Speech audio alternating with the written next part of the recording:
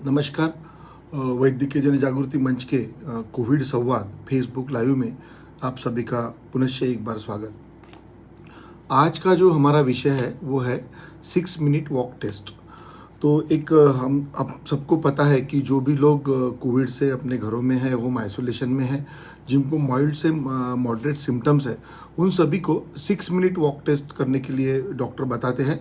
या नहीं भी पता है तो भी ये टेस्ट आप सबको करना है।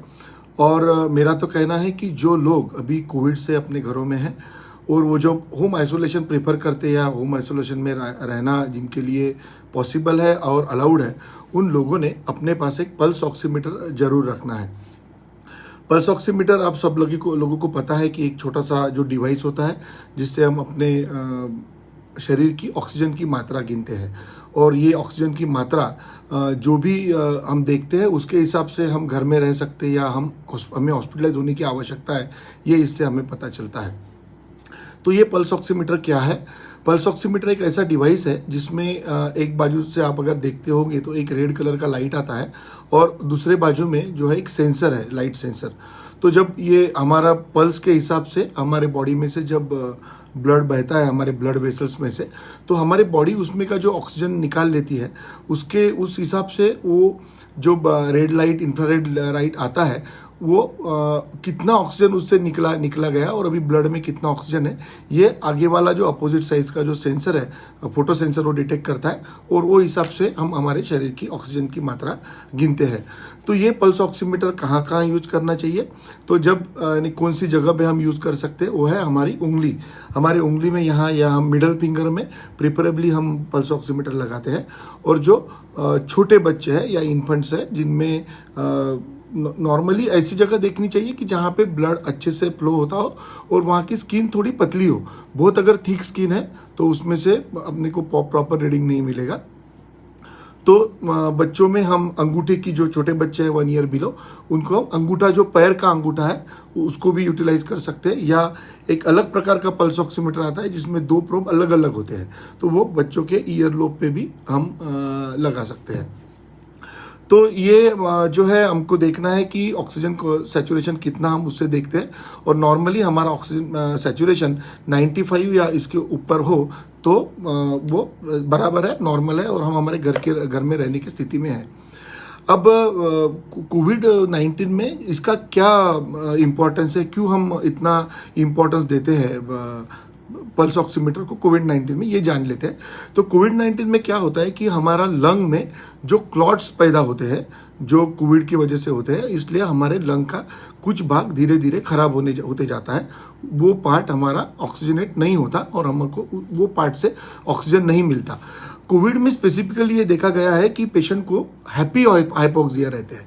तो हैप्पी हाइपोक्सिया क्या है कि मेरा सैचुरेशन अगर 80 भी हो, 85 भी हो या 90 के आसपास भी हो तो भी मुझे पता नहीं चलता। मैं मेरे रूटीन एक्टिविटी करता हूँ और मेरे ध्यान में ही नहीं आता। थोड़ा बहुत काम करके मेरे को ऐसा लगता है कि यूजुअली इतना थकान तो मेरे को नॉर्मली भी आती है और मैं उसको इग्नोर करता हूँ। इसको हम हैप्पी हाइपोक्सिया बोलते हैं। लेकिन ये हैप्पी हाइपोक्सिया बहुत इंपॉर्टेंट चीज़ है कोविड-19 के मैनेजमेंट के लिए। तो अगर हम हमारे घर में हैं और हमारा सैचुरेशन 90 आ रहा है, हमारे ध्यान में ही नहीं आ रहा, या वो अगर 95 भी है लेकिन वो धीरे धीरे नीचे जा सकता है, उसलिए हमको देखना है कि हम 6 मिनट वॉक टेस्ट करते हैं। 6 मिनट वॉक टेस्ट यानी क्या, ये जान लेते हैं कि हम हमारे शरीर को कुछ एक्सरसाइजेस देते हैं। वो एक्सरसाइज से क्या होगा कि हमारा बॉडी की ऑक्सीजन रिक्वायरमेंट बढ़ेगी और हमारा लंग अगर ज़्यादा इन्फेक्ट है, ज़्यादा प्रमाण में खराब हुआ है, लेकिन रेस्टिंग में वो सैचुरेशन बराबर दिखा रहा है, 94 या 95 के ऊपर दिखा रहा है, लेकिन जब मैं चलता हूँ तो या मैं कुछ काम करता हूँ तो मेरी बॉडी का ऑक्सीजन रिक्वायरमेंट बढ़ेगी, लेकिन मेरा जो लंग है जो ऑलरेडी थोड़ा सा खराब हुआ है, जो मेरे रेस्टिंग शरीर को बराबर ऑक्सीजन सप्लाई कर पाता है, लेकिन जब मैं मेरे बॉडी को कुछ वर्क देता हूँ, एक्सरसाइज करता हूँ, मेरी सांस फूलती है, मेरा हार्ट रेट बढ़ता है, उस वक्त मेरे लंग की ऑक्सीजन प्रोवाइड करने की कैपेसिटी कम होती है और भी मेरे शरीर का ऑक्सीजन थोड़ा थोड़ा कम दिखाता है। इसीलिए हम ये बॉडी को थोड़ा स्ट्रेस आउट करते हैं, थोड़ा एक्सरसाइज देते हैं, तो हमें पता चले कि हमारा लंग कुछ खराब तो नहीं हुआ है, जो नॉर्मल रेस्टिंग में बराबर ऑक्सीजन दे रहा है, लेकिन जब मैं थोड़ा एक्सरसाइज करता हूँ तो मेरी बॉडी की ऑक्सीजन रिक्वायरमेंट वो पूरी तरह फुलफिल नहीं कर पाता। इसलिए हम 6 मिनट वॉक टेस्ट करते हैं। तो 6 मिनट वॉक टेस्ट कैसे करना है, ये 6 मिनट वॉक टेस्ट करने के पहले कुछ चीज़ें करना है। जैसे नॉर्मली मैंने अगर खाना खाया है या खाना खाने वाला हूँ तो कुछ खाना खाने के बाद मेरे को 1 घंटे के बाद मेरा वॉक टेस्ट करना है। वॉक टेस्ट करने के पहले मेरे को 15 मिनट एक जगह पे थोड़ा बैठना है, आराम करना है। ऐसा नहीं कि मैं ऑलरेडी एक्सरसाइज में हूँ और मैं फिर से बॉडी को स्ट्रेस करूँ। तो 15 मिनट्स बैठने के बाद में मेरे को एक ऐसी रूम देखना है जहाँ मैं सीधा चल पाऊँ या मैं थोड़ा गोल गोल चल पाऊँ। वहाँ पे एक चेयर रहनी चाहिए, क्योंकि अगर मैं थकता हूँ या मेरे को कोई तकलीफ होती है तो मैं तुरंत वहाँ पे बैठ जाऊँ। और जब मैं शुरुआत में करता हूँ वॉक टेस्ट या मेरे को कोई दिक्कत है तो it is very very important that मेरे साथ कोई तो भी एक अटेंडेंट चाहिए, या मेरे घर का कोई लड़का हो या कोई मेरा फ्रेंड हो। और पहले जब हम करते हैं तो हमारे डॉक्टर से भी हमने समझ लेना चाहिए कि कैसे करना है। तो जैसे मैं 15 मिनट रेस्ट किया, फिर मैं मेरा पल्स ऑक्सीमीटर से सैचुरेशन देखता हूँ। अगर मेरा सैचुरेशन 95, 96, 97 है तो उसके बाद मैं चलना शुरू करता हूँ। मैं चलने की जो सतह है जो है वो स्ट्रेट होनी चाहिए, ना कि मैं सीढ़ी चढ़ रहा हूँ या मैं नीचे उतर के ऊपर आ रहा हूँ। ऐसी चीज़ नहीं चाहिए। It should be a straight surface की जिससे मैं चलूँ। नॉर्मली एक 25 मीटर का स्पैन चाहिए, लेकिन अभी हम हमारी जो 6 मिनट वॉक टेस्ट है हमारे घर में कर रहे हैं तो most of the time 25 meter का स्पैन हमारे पास अवेलेबल नहीं रहता है।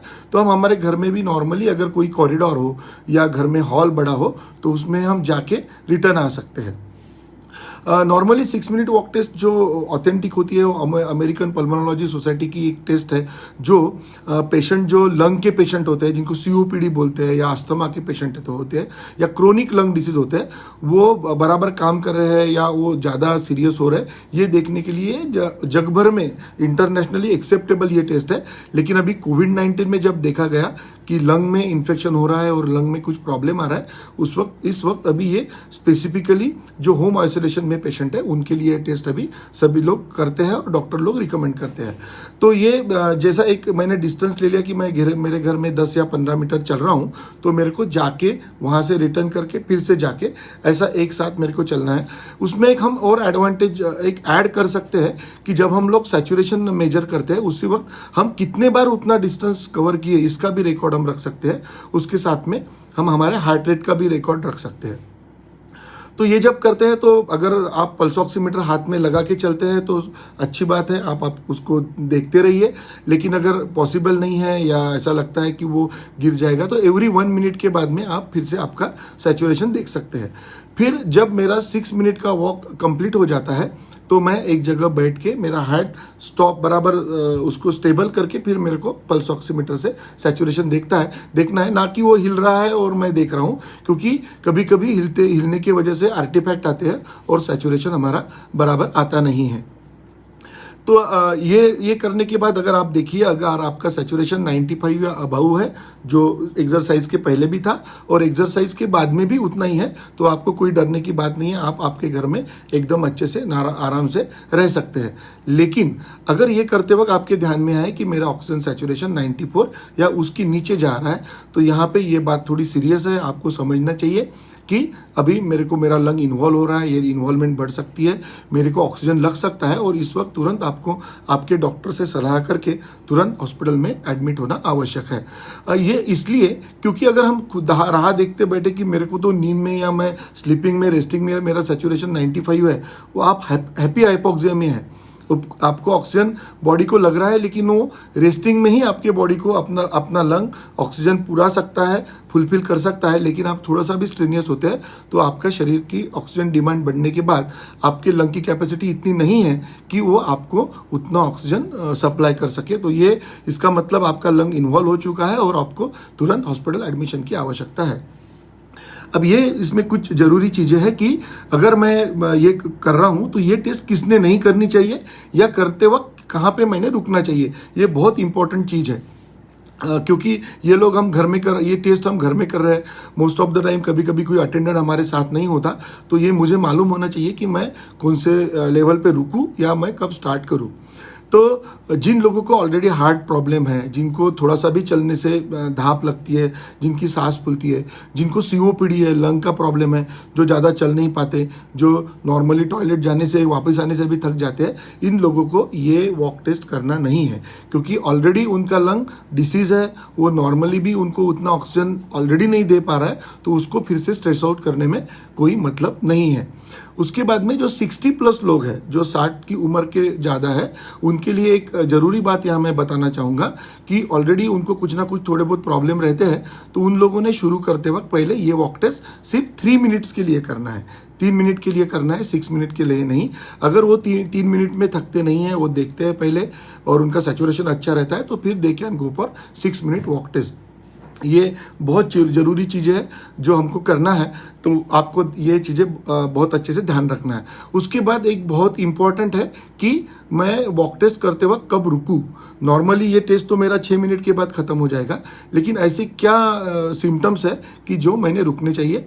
तो सबसे पहले अगर मेरे को चलते वक्त एकदम लाइट हेडेडनेस लगता है, ऐसा लगता है एकदम सर में कुछ नहीं है, एकदम ढीला ढीला हो गया है, एकदम हल्का सा हो गया है, उस वक्त आपने रुकना चाहिए। उस वक्त मोस्टली आपका सैचुरेशन भी कम होगा, नहीं भी होगा तो भी आपको वहाँ पे रुकना है। अगर चलते चलते आपकी एकदम से सांस फूलती है, बहुत एकदम से सांस लेने में तकलीफ होती है, उस वक्त भी आपको रुक जाना चाहिए। अगर चलते चलते आपको बहुत चक्कर आए जैसा होता है, या आपका चलते चलते कोऑर्डिनेशन अगर मिस होता है, उस वक्त भी आपको रुकना चाहिए। और अगर आपको चलते चलते बहुत ज़्यादा धड़कन महसूस होती है, ऐसा लगता है कि मैं नहीं कर पाता हूँ, तो उस वक्त आपको तुरंत रुकना चाहिए। ये कोई आपका कंपटीशन नहीं है कि आपको 6 मिनट कंप्लीट ही करना है। ये जस्ट एक ऐसी टेस्ट है कि जहाँ पे मैं मेरे आप खुद को मैं स्ट्रेस आउट कर रहा हूँ, मैं खुद को एक्सरसाइज करवा रहा हूँ, इसलिए कि अगर मेरे को 2-3 दिन के बाद कोई प्रॉब्लम आने वाला है तो मैं पहले ही उसको डिटेक्ट करूँ। उसके बाद अगर मैं चलते चलते मेरा सैचुरेशन अगर 1 मिनट में ही 94 के नीचे जा रहा है, या 30 सेकेंड में ही मेरा सैचुरेशन ऑक्सीजन सैचुरेशन 90 के या 94 के नीचे जा रहा है, तो वहाँ पे हमको रुकना है, हमको ये 6 मिनट वॉक टेस्ट करना नहीं है। तो ये हो गया 6 मिनट वॉक टेस्ट के बारे में, हमको क्या करना है, किसको करना है और कहाँ पे रुकना है, ये बहुत चीज़ें आपको ध्यान रखना है। उसके साथ ही जब हम वॉक टेस्ट करते हैं तो आपके जो पल्स ऑक्सीमीटर है उसमें आपका हार्ट रेट भी आता है, तो आपको आपके उसके साथ हार्ट रेट में भी ध्यान रखना है। कभी कभी सैचुरेशन नॉर्मल आएगा लेकिन हार्ट रेट भी बहुत ज़्यादा बढ़ सकता है, तो उस वक्त भी आपको रुकने की ज़रूरत पड़ सकती है। उसके साथ ही हर दिन मैं कितना चलता हूँ ये भी आपको देखना है। अगर मेरे घर में मैंने एक 10 मीटर का एक वे बना लिया कि मैं इस पे चलूँगा, तो मैं पहले दिन 6 मिनट तो चल पाया, लेकिन मैं उतना डिस्टेंस कितने बार कवर कर पाया हूँ। जैसे एक लाइन जैसे फर्स्ट इसमें मैं 100 बार कवर कर पा रहा हूँ, अगर नेक्स्ट डे मैं 50 बार ही कवर कर रहा हूँ, दो मेरा सैचुरेशन 6 मिनट वॉक टेस्ट के बाद में 95 के ऊपर ही है, लेकिन कल मैं जो डिस्टेंस 6 मिनट में कवर कर पा रहा था, वो अगर डिस्टेंस भी मेरा आज थोड़ा कम हो रहा है, तो उस वक्त भी मैंने मेरे डॉक्टर की सलाह लेनी चाहिए। उसके बाद ही एक बात बहुत ज़रूरी है कि जैसे कुछ बच्चों में अगर आप कर रहे हैं तो ये देखना है, या बड़ों में, कि 94 नहीं तो कम से कम 3%, यानी मेरा अगर फॉल कल से आज 3% से ज़्यादा है, कल मेरे को 96 आ रहा था और आज मेरा 92 आ रहा है, तो 3% से ऊपर अगर फॉल हो रहा है तो दैट इज़ ऑल्सो वरीसम। ये भी चीज़ आपको ध्यान में रखना है। उसके बाद ये जो 6 मिनट वॉक टेस्ट है, ये मेरे घर में जब मैं होम आइसोलेशन में हूँ उस वक्त तो मेरे लिए बहुत ज़रूरी है, लेकिन जब मैं रिकवर होता हूँ या मैं हॉस्पिटल से डिस्चार्ज होता हूँ तो उस वक्त भी मेरे को मेरी 6 मिनट वॉक टेस्ट करके देखना है। जैसे मेरे को आज ऑक्सीजन मेरा रिक्वायरमेंट कम हो गया और मेरे को कल हॉस्पिटल से छुट्टी होने वाली थी, मैं पिछले 8 दिनों से कुछ 4-5 लीटर ऑक्सीजन पे था, लेकिन आज मैं ऑफ ऑक्सीजन हूँ और मेरे को घर जाना है, तो भी मेरे को देखना है कि मेरा लंग इतना पावरफुल है क्या, इतना कॉम्पिटेंट है क्या, कि मैं अगर घर जाके थोड़ा बहुत चलूँ तो मेरा ऑक्सीजन अगर कम होता है क्या। इसलिए उस वक्त भी ये 6 मिनट वॉक टेस्ट आप सभी को करके देखना है। एक अभी क्वेश्चन आया था कि हार्ट रेट कितना ये होना चाहिए। तो नॉर्मली अगर हर एक एज के लिए आपको हार्ट रेट के चार्ट मिलेंगे, वो हिसाब से हम देखते हैं। लेकिन जो पेशेंट बीमार है, जो ऑलरेडी नॉर्मली उनके कोविड-19 से पॉजिटिव है और ट्रीटमेंट पे है, उनके लिए अगर उनका हार्ट रेट चलने के बाद में अगर 120 या 150 के ऊपर जाता है तो वहाँ पे भी उन्होंने रुक जाना चाहिए और अपने डॉक्टर की सलाह लेना चाहिए। तो ये कुछ चीज़ें थी जो 6 मिनट वॉक टेस्ट के बारे में आप सभी को बताना था।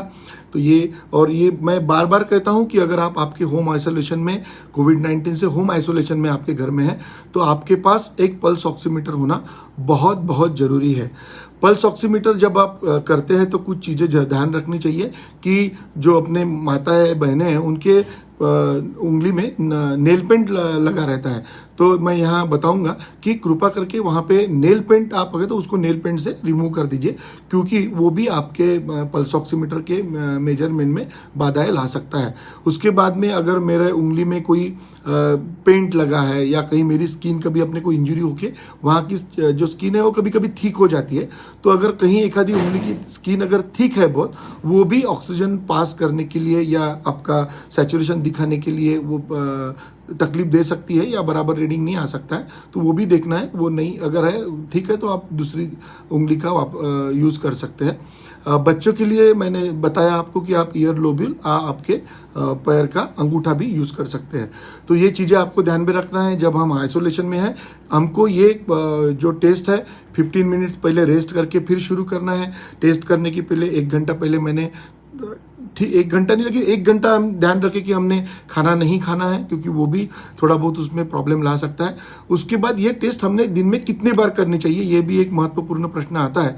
तो ये टेस्ट नॉर्मली हम दिन में 2 बार सुबह या शाम कर सकते हैं। लेकिन अगर मेरे को लगता है कि मेरे को बार बार ये टेस्ट का काम पड़ता है तो कम से कम 2 टेस्ट के बीच में 1 घंटे का तो भी अंतर चाहिए। ऐसा नहीं कि मैं अभी देख रहा हूँ फिर मैं थोड़ी देर के बाद करूँगा। हर बार टेस्ट करने के पहले एक 15 मिनट का रेस्ट कर लेना चाहिए। मैं चेयर पे बैठा रहना मैंने चाहिए कि 15 मिनट मैं रेस्ट करूँगा, उसके बाद ही मैं 6 मिनट वॉक टेस्ट करूँगा। तो ये सब चीज़ें जो आप आपके घर में करिए, आपके ऑक्सीजन पे ध्यान रखिए और थोड़ा सा भी ऑक्सीजन का प्रमाण एक्सरसाइज के बाद अगर 94 या उसके नीचे जाता है तो तुरंत आपके डॉक्टर की सलाह लीजिए। कोविड-19 के लिए कुछ खुशखबरें है, कुछ नए ड्रग्स आ रहे हैं। अब हम महाराष्ट्र में देख रहे हैं कि कुछ प्रमाण में हमारे पेशेंट्स भी कम हो रहे हैं और उससे अच्छी एक बात है कि अभी मैक्सिमम हॉस्पिटल्स में बेड भी अवेलेबल है। तो यही पॉजिटिविटी हम साथ में रखते हैं। SMS का वापर करते हैं, जैसे social distancing, mask and hand sanitization, और खुद को और हमारे परिवार को और हमारे राष्ट्र को हम कोविड-19 से बचा के रखते हैं। धन्यवाद।